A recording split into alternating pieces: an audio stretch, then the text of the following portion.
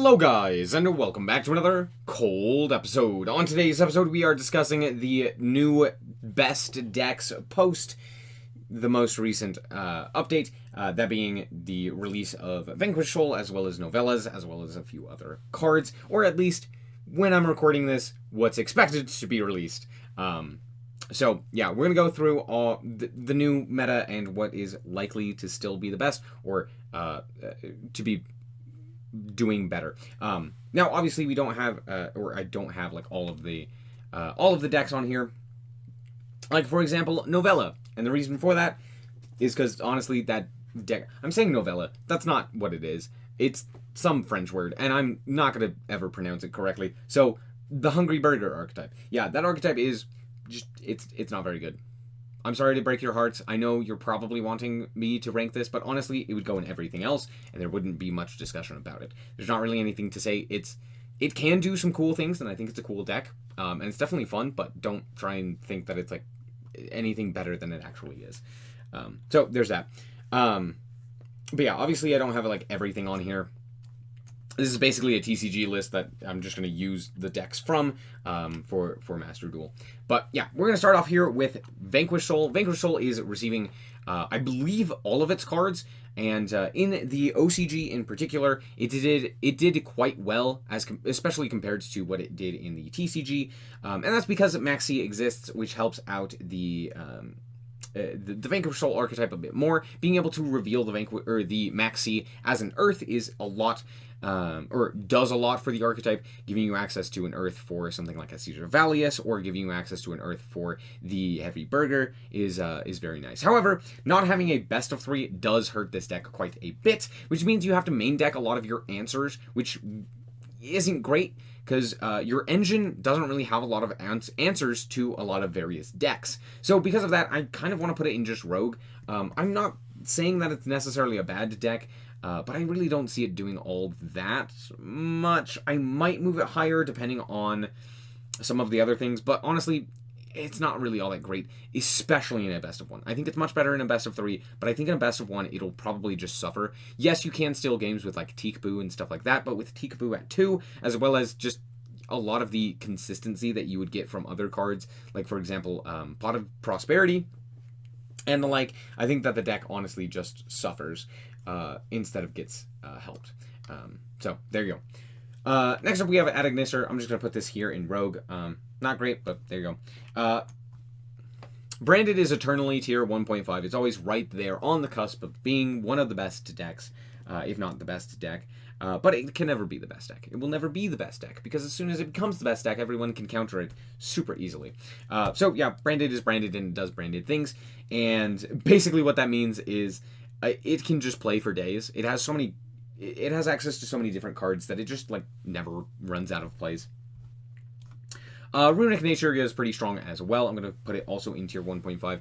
Runic Naturia just kind of does stuff. It does a lot. Having access to the Runic cards really does facilitate a lot of different, just like engine. That sounds really weird. Basically, what I'm trying to say is having access to the Runic cards gives the Naturia cards the ability to actually do stuff and actually have, you know, a game plan.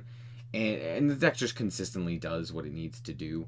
Having access to 3 of the Trap to discard for things like Hugin is very strong. Having access to... I mean, it doesn't really hurt that they basically have an out to more or less everything, while also being able to set up pretty decent boards going first. Means that, you know, in a best of 1, I think that this deck isn't necessarily hindered. But, I don't know. I'm actually going to put it lower. It's probably, like, top of tier 2. I don't think it's quite that good, but it is still very strong. Next up, we have Dragonlink. Dragonlink is just really, really good. Yeah, it didn't really lose anything. It didn't really gain anything from the most recent lists and stuff like that. Yeah, I don't really have anything else to say. I've talked about Dragonlink extensively. It's a good deck, and it still is a good deck. Drytron isn't everything else. Kashira does exist, but Kashira isn't all that popular, at least at the top. It's not at the top of the ladder. So I would say Drytron's probably not all that great because of Kashira existing, just in general. But even with that being said, even if Kashira didn't exist, I think that this deck just doesn't really do enough, right? I think a lot of people have outs to, you know, a big guy, right? Unless you're going for like the Vanity's Fiend or Vanity's Empty or Vanity's style Drytron, I think that this deck just kind of doesn't do enough, right? So even with that being said, though, like an Imperm kind of kills this deck if you go for the other option. So it just kind of depends on what you end up deciding to play, but none of it is great. And also, Maxi exists, and I don't think you can realistically play through Maxi. Sky Striker is just not great. Yes, you do have the ability to go second, which is pretty good in a best of one, but even with that going second, you have to draw very specific cards to be able to OTK, and if you don't OTK, you're not going to be in a great position, because oftentimes people just end up, you know, they have better cards, right? Like Kashira cards just do more. You know, if you're not able to OTK, you're going to just get owned by special summon Unicorn and do full combo. Or, you know, Labyrinth is going to outgrind you in terms of a control strategy. Purrely is going to just say, ha, here's a Noir, out my big bungus, right? I feel like there are just a lot of outs to most of the Sky Striker stuff, unless they happen to see the exact hand traps that they need to see, or if they happen to see, you know, double engage or something along those lines. So it's very specific. It's kind of high roll, similar to Drytron, and I just can't really say that it's going to be good for Yu-Gi-Oh! Master Duel. Mathmech. Mathmech is actually pretty good, all things considered. It's getting some new cards in the most recent set. I believe it's Firewall Dragon, right? I think it's level 2. I don't know. It's one of the. It's another Cybers monster that special summons itself and does more stuff for Link monsters. It's great. But even with that being said, I don't think Mathmech's fantastic. The reason that it saw so much play in the Duelist Cup was mostly due to the fact that in the Duelist Cup in particular, you wanted to win quickly and you wanted to play like simple decks, which oftentimes is why Mathmech shows up. Similar to like Cyber Dragon in Duel Links, if anyone remembers the Casey Cups that were dominated several times by the Cyber Dragon, it was mostly due to the fact that they just won quickly and were able to win consistently. So, yeah, I don't really think this is a good deck or like an extremely good deck, even though it topped a whole bunch in the Duelist Cup. It's just an easy deck. Speaking of which, this deck is not. But I do believe Runic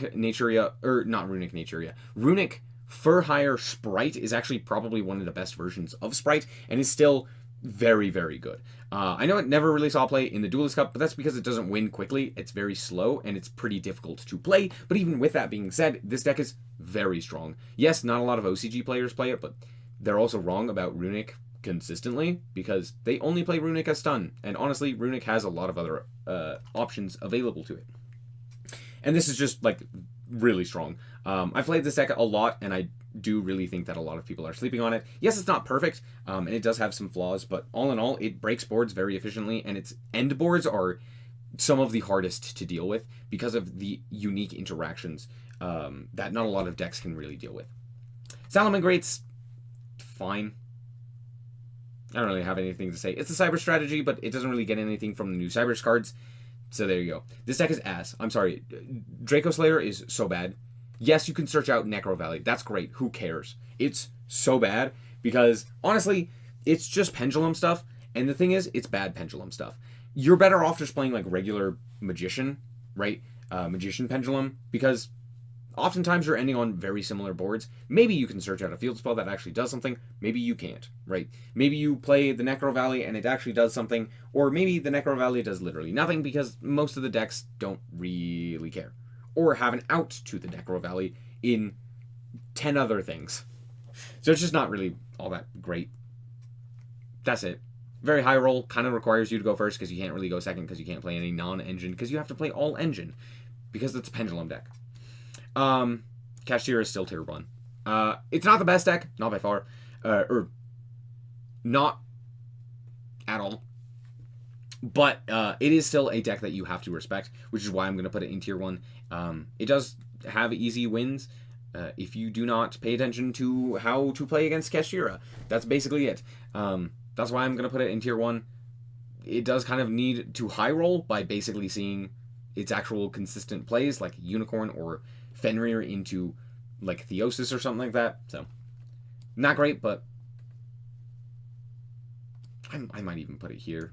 It's kind of like the gatekeeper to tier 1. Moving on, we have Life Twin, which is most likely Life Twin Sprite. I still don't believe that this is the best version of Sprite. I think it's good against only Purrely. That's kind of it. I think most of the other versions of Sprite are much better. But it's, again, very simple. It's pretty consistent. And it's good against Purrely, which is, again, why it probably did so well in the Duelist Cup. Not something that I would expect to see in the ranked ladder actually doing nearly as well. However, it's still Sprite, and it's still good. Next up, Labyrinth. Labyrinth is just one of the best decks. It's super consistent. It is very good at going first.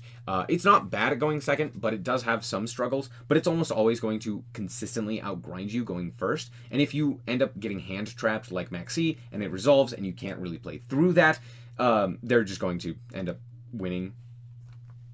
Yeah, that's basically it. It's good. Marincess exists. It's actually not that bad. I think it's one of the better of the Cyber's strategies, probably better than Salamangreat, in all honesty. Yes, there are a lot of people that are prepared to out a big, unaffected guy, but even with that being said, having a spell trap negate is very strong, because you can negate the outs oftentimes, as opposed to, like, Noir that can't really negate a Herald of the Abyss or something like that. But it's not all that great. Yeah, it's just a little bit better than some of the other Cyber strategies. Exosister is, like, whatever. I can't really think of it having a good matchup against kind of anything in the current metagame, and the matchup really does matter for Exosister. That's kind of it. I actually kind of want to put this lower. It's not good right now. It's just not. There's not enough, like, graveyard-reliant strategies to make this deck really worthwhile. And, like, banishing is nice and all, but, again, it doesn't really matter too much. Because oftentimes people will just give you a Kaiju, or they will have the out with things like a hand trap, like Ash Blossom or something like that, to just stop you in your tracks. So, yeah, and going second with this deck is not very good. Yes, you can go second. Yes, the deck still does stuff. You know, I'll put it in Rogue. I don't think it's that bad, but it's definitely not nearly as good. However, speaking of a counter to Exosister, or Exosister's counters, Tearlament. Tearlament is still actually pretty good. Yeah, that's basically it. I played it during the Duelist Cup, and it was very strong. It still has the ability to play just a very consistent game, which is surprising. But yeah, I mean, even with one Tearlament Kashira, you're still able to play the game. It's not nearly as strong as it used to be, but it still can high roll quite a bit, and just kind of end on more or less the same boards that it did previously. Mikanko is definitely worse than Vanquish Soul, I'll tell you that. Mikanko's big advantage is that it can go second in a best-of-1 format and OTK pretty efficiently. However, people have gotten a lot smarter and a lot better at dealing with Mikanko, and because of that, I do think that this deck has become significantly worse. Also, I think that because Kashira hasn't been as dominant or as represented specifically at the higher tables or at the, like, upper ranks, I do think that Mikanko does lose a bit of that oomph. If Kashira was more represented, I think that this deck would be much better. But honestly, the deck's not great. Yeah, it has a lot of outs. It has such a terrible matchup against specifically Labyrinth, that it really makes it a problem. I think it's also not great against any of, like, the Runic variants of decks, and anything that would, like, summon a lot of monsters, like Sprite stuff.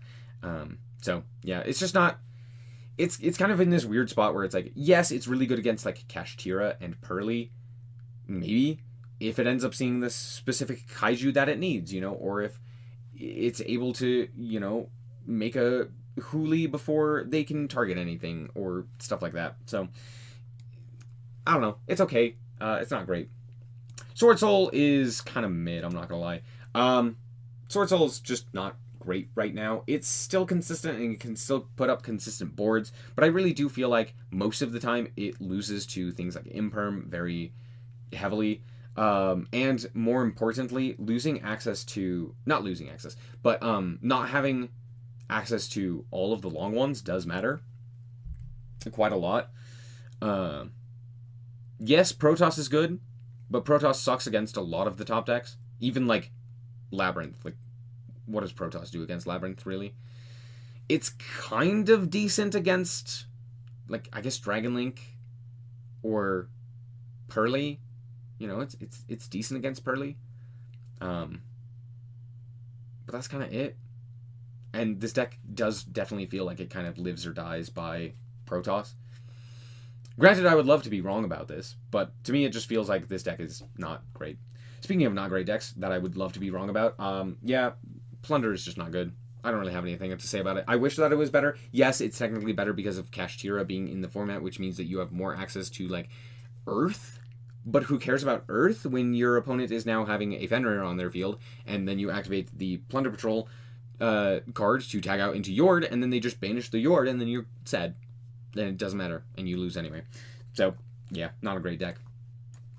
Purrely is the best deck. Purrely is the best deck, and it's not close. I don't think it's in a tier above Labyrinth. I don't think it's, like, by itself alone, but I do think it is definitively the best deck. I don't even think I need to discuss this. Trap Tricks is actually pretty bad. I'm not gonna lie. Trap Tricks is pretty bad. That's it. I don't really have anything to say. It's really bad going second, which is the biggest issue with it. It's decently fine going first, but it doesn't put up any, like, more interactions than most of the things above it. And it doesn't really do anything too interesting. The biggest upside to it is that it can play Floodgate Trap Hole, which is good against Kashira, but again, I don't think Kashira is all that great. I think there are so many outs to, like, every board that Kashira could make that, honestly, it's just kind of draw the out. Like, Kashira has so many outs, and so having, like, a good matchup against Kashira doesn't really matter. I think people are just not playing as much Kashira as well, so, yeah. Next up, Flunder. This is such a weird spot, because if Flunder does what Flunder wants to do, it's fantastic. But it's so inconsistent that it's just difficult to make that actually a reality. It lost basically every single one of its draw engines, while also getting only one map and one M-Pen, which matters a bunch. But even with that being said, it still is birds. It still does bird things. If a Link monster is on the field, M-Pen just stops it in its tracks, which is pretty nice. I'm going to put it... Yeah, I don't know. It feels better than Salamangreat, but not by much. We'll put it here. Sure. Runic Stun is about as good as Mikanko. Look, sometimes you can go first and automatically win because you normal summon an Inspector Border. And sometimes you go first and get ashed on your card of Demise, and then you just cry, and you can't really do anything because you didn't draw the cards that you needed to. And it doesn't matter that you have, like, a set Slumber or a set Freezing Curses, because that's not going to be enough, you know? There's a lot of things like that where it's just a high roll deck. It's just a high roll deck, you know? It's good in a format where you are rewarded for basically winning quickly, and so by forcing the opponent to try and play out a slower game, you get free wins because the opponent's not going to try and do that. But in actual ranked, I genuinely do not think that this is a good deck. I think it's just too inconsistent. There you go. Scareclaws. Scareclaws. Oh man, it is one of the easiest to out boss monsters that ends on just the one boss monster. Yes, it can OTK very easily. That's great. No one cares. Because that boss monster is a joke. It's not bad, but when you are basically entirely reliant on this guy, it's not great. Not to say that it's a bad boss monster, but it's bad because it is the sole thing that deck kind of does. Obviously, you could play like Kashira stuff and, you know, make it a little bit stronger, and it's incredibly consistent. Dear Lanta, you try and interact with this board, or I should say, if you try and slow it down, it's just never going to work. But, you know, I still don't think it's all that great. Next up, we have Sprite. I'm going to say that this is like the weird Sprite hybrid pseudo-jank stuff. Because Tri-Brigade's not on here. Maybe I should say that this is like Sprite Tri-Brigade. Because Tri-Brigade's not on here for some reason. I'm going to say that this is Sprite Tri-Brigade. Sprite Tri-Brigade is good. It's a very strong deck that can end on, again, very similar boards to the For Hire stuff, where it's very unique in its points of interaction. However, it is very monster-centric, so if your opponent has something like a Dark Ruler no more, which some people are playing, it could cause issues. But even with that being said, I still think that the deck is very strong and very powerful. Hero does stuff. I don't really know. Hero just, you know what? I'm gonna put all of this stuff in everything else. Bird can be rogue. Hero does stuff. Hero has stuff that it does. But when everyone is prepared to deal with Kashira, I really don't think this deck does anything in particular. Yeah, that's kind of it. I don't really have anything. DPE is nice, but again, I don't think it matters against like Purrely or against Labyrinth or against, heck, even Kashira, right? And Dark Law is nice as well, but you'd have to find the Dark Law. The deck just doesn't really have any like guaranteed good boards. A lot of it is like hoping that you end up seeing the Fusion Destiny, or hoping that you end up seeing the mask change, right? And yes, you do have ways to like guarantee that you get those cards, or guarantee that you at least can summon the monsters that you want to summon, but you're not guaranteed to get all of that, and yeah, it's just not great. Rikka is good. Rikka is good. I hate that Rikka is good, but Rikka is good. Con is a hell of a card. That's basically all that I have to say. Rikka just does plant link combos similar to Dragon Link, but with plants. That's it. Rescue Ace is... Oh my gosh, I should probably put this lower. Rescue Ace is really bad. I don't really have anything else to say other than Rescue Ace is really... It's just bad. It's just bad. I wish it was better, but...